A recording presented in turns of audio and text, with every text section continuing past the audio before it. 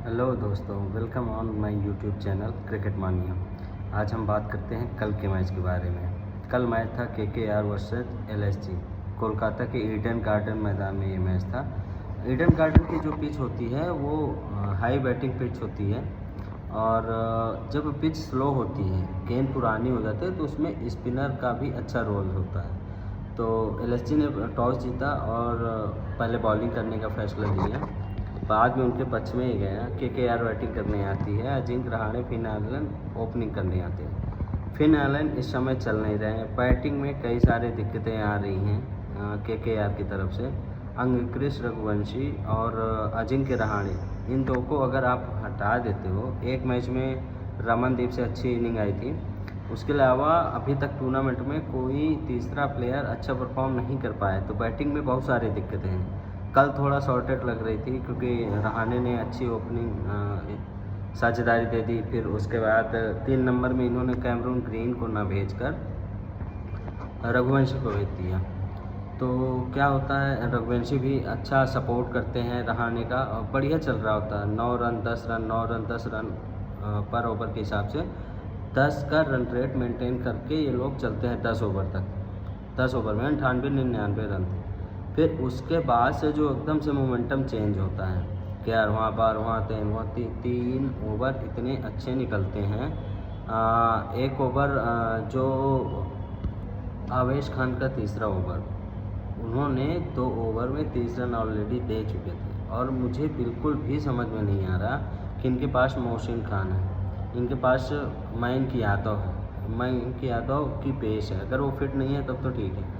Mohsin Khan any day अच्छा perform करेंगे अवेश खान से। पता नहीं, मेरे बिल्कुल भी समझ में नहीं है कि इन्होंने मोहसिन खान के ऊपर अवेश खान को क्यों खिलाया। वो तीसरा ओवर अच्छा डाल जाते हैं, अदरवाइज़ वो बहुत महंगे जा रहे थे। फिर मोहम्मद शमी की बात कर लेते हैं। मोहम्मद शमी की जितनी तारीफ़ की जाए या जितनी बातें की जाए कम है। एक तो वो प्रॉपर इंटरनेशनल खेल नहीं रहे हैं, उसके बावजूद अपने आप को किस तरह से मेंटेन रखा है। डोमेस्टिक में जाके परफॉर्म करते हैं अच्छा। फर्स्ट क्रिकेट खेला जाके, और वहाँ पर जाके परफॉर्म किया। T20 खेला, वहाँ पर जाकर विकेट चटकाएँ।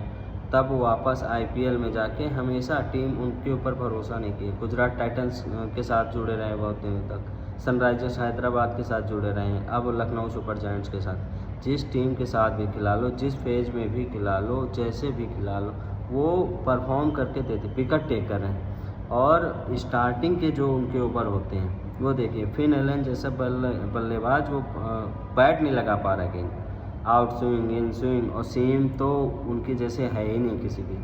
सीम प्रेजेंटेशन जो मोहम्मद शमी का होता है वो देखने लायक होता है। कमाल का उनका स्पेल था। और इसके बाद किसी तरह गिरते पड़ते रोमन पॉवल की एक अच्छी बैटिंग की वजह से, और 181 तक केकेआर पहुंच जाती है। हम थोड़ा सा बात कर लेते हैं कैमरून ग्रीन के बारे में। भाई 25.20 करोड़ में खरीदा है इसको, और क्या मेंटली ब्लॉक है कैमरून ग्रीन का, समझ में नहीं आ रहा। शुरू की 8-10 गेंदे, 12 गेंदे वो 100 के स्ट्राइक रेट से नीचे खेल रहे हैं। आप 4 नंबर पे बैटिंग करने आ रहे हो। टीम का मोमेंटम अच्छी तरह से बना हुआ है। 10 ओवर में 99 रन थे। उस मोमेंटम को अगर किसी ने ब्रेक किया ना, वो कैमरून ग्रीन था। बॉलिंग में कुछ खास कर नहीं रहे हैं, और वैसे भी कैमरून ग्रीन बैटिंग ऑलराउंडर है, ना कि बॉलिंग ऑलराउंडर। बैट्समैन है जो कि थोड़ा बॉलिंग कर लेते हैं, तो उनको जो रोल दिया गया है वो समझ में नहीं आ रहा है। उसके अलावा जो जिस तरह की परफॉर्मेंस निकल के आ रही है, एक प्लेयर की तो जगह ले ही रहे हैं वो, और उसके साथ टीम को जो बैक कर रहे हैं वो बैक फुट पे ला रहे हैं। कहने का मतलब कि आप देखो ना, उनका स्ट्राइक रेट देख लो। लास्ट के जब 2 ओवर बचे तब उनका चौका और एक छक्का आया है, अदरवाइज़ तो सिंगल डबल भी ठीक से नहीं ले पा रहे थे। तो कैमरून ग्रीन पे इतना ज़्यादा मैनेजमेंट ने भरोसा दिखाया। 2 जो इनकी परचेज थी ऑक्शन टेबल पे केकेआर की, एक कैमरून ग्रीन, दूसरा इनका पथिराना, जो हमेशा चोटों से घिरे रहते। जब चेन्नई में भी थे तब भी उनका ऐसा कुछ खास परफॉर्मेंस नहीं देखा गया। जिन पे हम बहुत ज़्यादा बात कर चुके, तो वो चोटिल हो गए, वो बाहर हो गए। तो एक झटका लगा केकेआर को, और उनका बॉलिंग यूनिट बहुत ही वीक दिख रहा है। मैंने एक पिछले वीडियो में बोला था केकेआर बारे में कि इनका आगे तक पहुंचना बहुत मुश्किल हो जाएगा अगर इसी तरह बॉलिंग होती रही, क्योंकि बॉलिंग में कुछ वैसा नाम है नहीं। कल इन्होंने इम्पैक्ट प्लेयर के रूप में वैभव अरोड़ा को खिलाया, और उन्होंने ऑब्वियसली अपना काम किया। एक ओवर में 2 विकेट लेके देते हैं, और दोनों बहुत बड़े विकेट थे। मिचेल मार्श को, एडन मार्करम को एक ही ओवर में आउट कर देते, तो मैच पे वापस ला दिए थे। लेकिन सेकेंड एंड से सपोर्ट चाहिए होता है ना, वो सपोर्ट उनको मिल ही नहीं रहा था। तो रॉमन पॉवेल की फिनिशिंग की वजह से 181 तक पहुंच जाती है, अदरवाइज लग रहा था ये 160-165 तक रह जाएंगे। एवरेज स्कोर 188 है वहाँ का, तो एवरेज स्कोर से भी बिलो पार टोटल था। तो इतना मुश्किल नहीं होनी चाहिए थी लखनऊ से, जितना हुई थी वो इसलिए हुई थी सुनील नारायण की बॉलिंग स्पेल की वजह से। सुनील नारायण ने 4 ओवर 13 रन 1 विकेट उनके, मैं देख रहा था एक ओवर में एक रन के ओवर जा रहे थे। आप सोचो, IPL का वर्ल्ड की बेस्ट लीग है, और बेस्ट प्लेयर जो वर्ल्ड के होते हैं, वो क्रीम प्लेयर जो होते हैं, टॉप प्लेयर जो होती है, वो खेलती है IPL में। उस कंपटीशन में वो बंदा आके एक रन का ओवर निकाल रहा है। ऑलमोस्ट इम्पॉसिबल सा हो रहा था उनको खेलने में, किसी तरह उनको निकालना। मुकुल चौधरी ने बहुत अच्छा किया। वो समी अगर लास्ट बॉल पे, जो कि जायज़ था उनका, वो शॉट मारना गलत नहीं था, क्योंकि रिक्वायर्ड रन रेट ऊपर जा रहा था, और वहाँ पर लास्ट बॉल थी, और मुकुल चौधरी बैटिंग लेके उधर चले गए थे, 1 रन लेके नॉन स्ट्राइक पे चले गए थे। तो मोहम्मद शमी का वहाँ पर वो शॉट मारना गलत नहीं था। वो मारते हैं, आउट हो जाते हैं, अलग बात है। अगर 6 रन हो जाता तो अलग बात होती, तो उनका सही था वहाँ पे। तो 1 विकेट मिल जाता है उनको लास्ट बॉल पे। तो मोहम्मद शमी आउट हो जाते हैं वहाँ पे।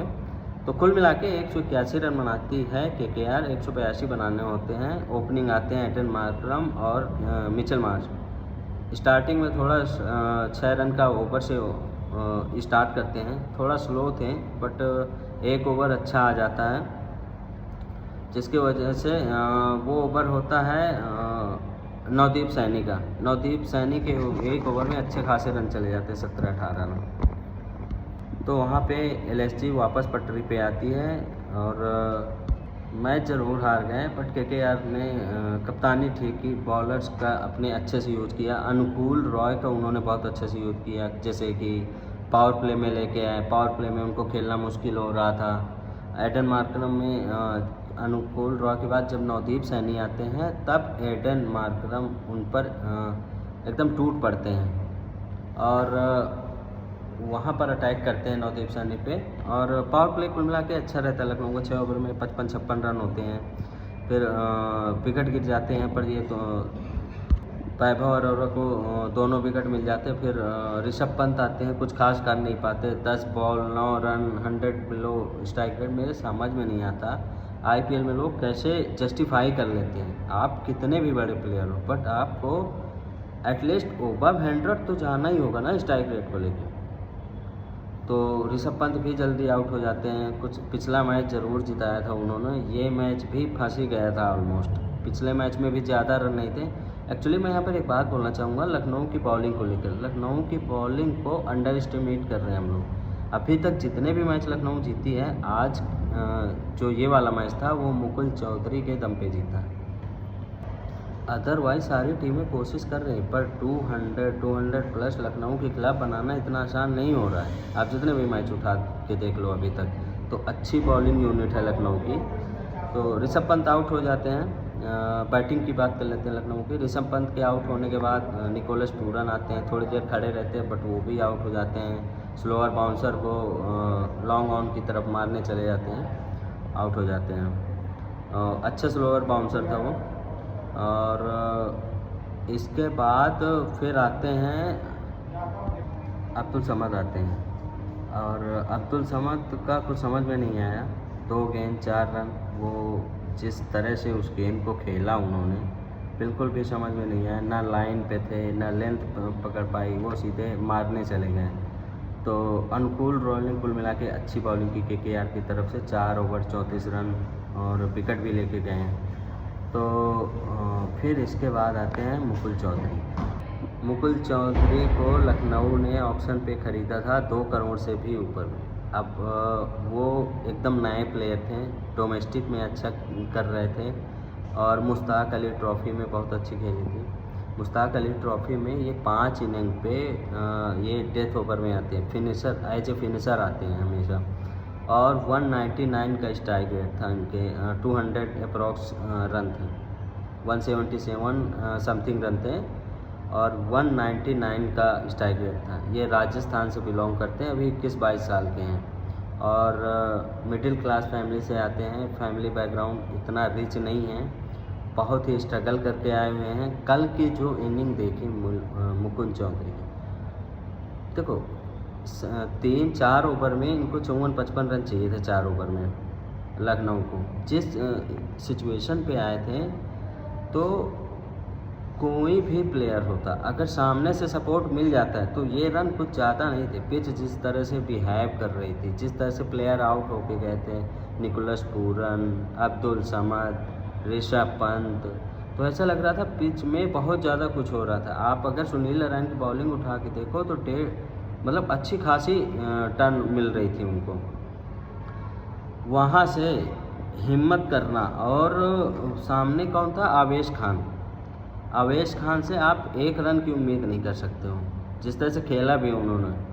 तो उस सिचुएशन से 4 ओवर में 54 रन उस बॉलिंग पिच पे बना देना। उनके जो शॉट थे, एक तो हेलीकॉप्टर जो लगाया था लॉन्ग ऑन पे, और सारे छक्के देख लो आप, 27 बॉल 54 रन 7 छक्के। एक जो एक्स्ट्रा कवर के ऊपर से छक्का लगाया था वो तो लास्ट वाला था, उसके पहले एक बाउंसर पे शॉट लगाया था लॉन्ग ऑन के ऊपर से। क्या ही गजब शॉट थी, क्या खतरनाक बैटिंग की है भाई, मज़ा आ गया। इन्होंने ना IPL के इतिहास में अपना नाम लिख दिया। दूसरी इनिंग थी, पहले इनिंग पे कुछ खास कर नहीं पाए थे, इस पे मौका था और मौके को किस तरह बुनाया है, मतलब कि एक्सेप्ट करना, चैलेंज को एक्सेप्ट करना, ऐसा था उनके सामने।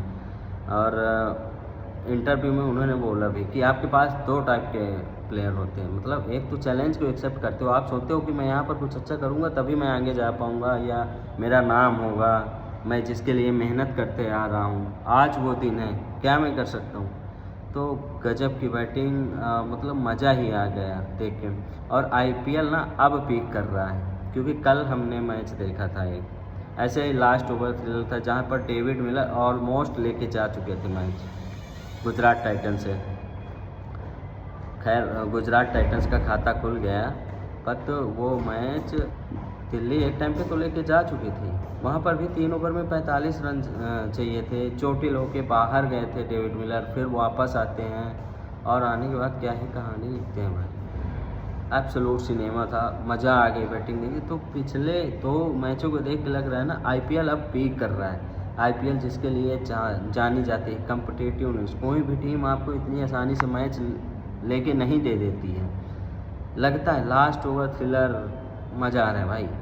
Absolutely world best league IPL है और इस पे कोई डाउट नहीं है, कोई डिबेट नहीं है। मज़ा आ रहा है देखने में मैच।